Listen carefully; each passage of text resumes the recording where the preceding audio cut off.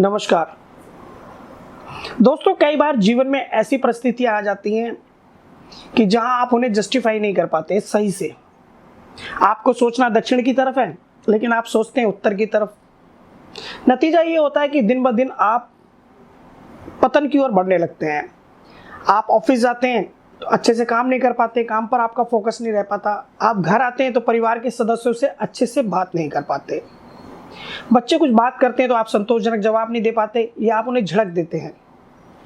कुल मिलाकर ये कहा जाए कि परिवार में तनाव का माहौल है तो ये बात सही होगी। आप तनाव में जीते हैं और नतीजा ये होता है कि आप एक धीरे धीरे करके बीमारियों की तरफ बढ़ने लगते हैं।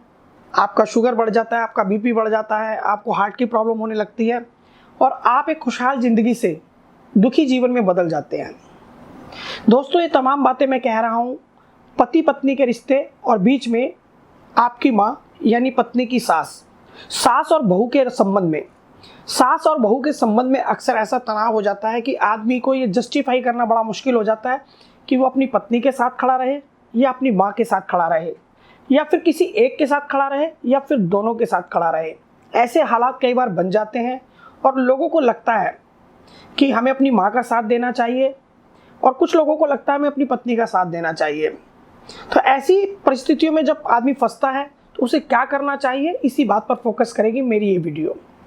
दोस्तों, अक्सर आपने देखा होगा कि माँ को लेकर बहुत अच्छी अच्छी लाइनें लिखी होती हैं, बहुत सारी बातें लिखी होती हैं। आप गूगल पर भी देखें कि माँ महान है, माँ के जैसा प्यार कोई नहीं कर सकता, माँ के जैसी ममता कोई नहीं दे सकता, माँ महान होती है।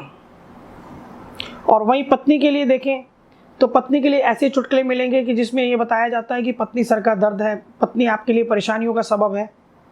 तो ये हमारे जो लेखक हैं इन्होंने भी एक ही नारी के साथ दो रूप दिखाए। पहला माँ का जिसे महान बता दिया, दूसरा पत्नी का जिसे सर का दर्द बता दिया। आप ही बताइए कि एक महान व्यक्ति सर का दर्द कैसे हो सकता है, क्योंकि आपकी पत्नी भी किसी की माँ है। सवाल ये आता है दोस्तों कि अब आदमी करे तो करे क्या। आप कल्पना कीजिए कि माँ महान है, इसमें कोई दो राय नहीं है। अगर ऐसा है तो दुनिया की आधी आबादी महिलाओं की है, तो हमें ये मान लेना चाहिए कि दुनिया में जितनी भी आबादी है कुल उसकी आधी संख्या महिलाओं की यानी माँ की, वो महान है। और जब दुनिया आधी महान हो तो आधी दुनिया फुहड़ कैसे हो सकती है? फिर आधी दुनिया सुखी क्यों नहीं है? फिर आधी दुनिया में तनाव क्यों है? अगर दुनिया का कुल भाग मिलाकर और उसका आधा भाग महान बन जाए तो बाकी लोगों के करने के लिए कुछ बचता ही नहीं। ये दुनिया स्वर्ग होती, ये दुनिया बहुत अच्छी होती, लेकिन ऐसा नहीं है। तो ये बात हमें साबित करती है कि हर माँ एक महान का दर्जा पा सके ये जरूरी नहीं है। अब आप कल्पना कीजिए कि अगर आपको जन्म देने से आपकी माँ महान हो गई तो आपकी पत्नी ने भी तो आपके बच्चे को जन्म दिया है, वो भी महान हो गई। दोस्तों, अगर माँ महान है तो वो फिर किसी दूसरे में दोष क्यों देखेंगे? क्योंकि महान लोगों को किसी से मतलब ही नहीं है। वो क्यों उनकी कमियों को गिनेंगे? क्यों वो दूसरे लोगों में खोट देखेंगे? क्योंकि वो महान है। अगर वो महान है तो उन्हें ये सब नहीं करना चाहिए, लेकिन फिर भी वो करते हैं, तो इसका मतलब ये बात साबित करती है कि वो महान नहीं है, क्योंकि वो दूसरों के दोष देख रहे हैं, दूसरों में खोट देख रहे हैं, दूसरों में कमियां देख रहे हैं और उन कमियों की चर्चा दूसरों से कर रहे हैं। क्या महान व्यक्ति किसी की चुगली करता है? क्या महान व्यक्ति किसी में कमियां ढूंढता है? ये फैसला आप अपने से कीजिए, क्योंकि कुछ एक क्राइटेरिया होता है कि जहां अगर आप कुछ बोलते हैं तो वो बोलना फिर गलत माना जाता है। इसलिए मैं चाहूँगा कि दर्शक ही अपने विवेक से निर्णय करें कि महान व्यक्ति अगर माताजी महान है तो वो ऐसा क्यों कर रही हैं। दोस्तों, पत्नी की बात पर हम आते हैं।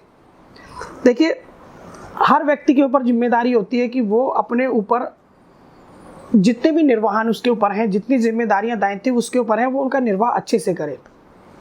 अगर आपके कंधों पर माता की जिम्मेदारी है कि आप माता की जिम्मेदारी निभाएं, तो आप ये बात कभी मत भूलिए कि आपकी पत्नी भी अपना परिवार, अपना सब कुछ सिर्फ आपके लिए छोड़कर आई है। तो ये जिम्मेदारी भी आपके कंधों पर है। इसलिए एक जिम्मेदारी को निभाते वक्त आप दूसरी जिम्मेदारी से मुंह मत मोड़िए। दोस्तों, कोई भी माँ सीधे माँ नहीं बनती। पहले वो किसी की बेटी बनती है, बहन बनती है, पत्नी बनती है और फिर माँ बनती है।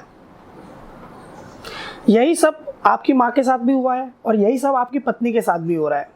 तो ऐसे में सिर्फ माँ महान है ये मान लेना मेरी समझ से परे है। जो सोच है हमारी उसे हमें सबके लिए बराबर रखना चाहिए। केवल माँ के लिए एक विशेष सोच रखना अच्छी बात है, चलो आप माँ के लिए सोचते हैं, इसमें कोई बुराई नहीं है।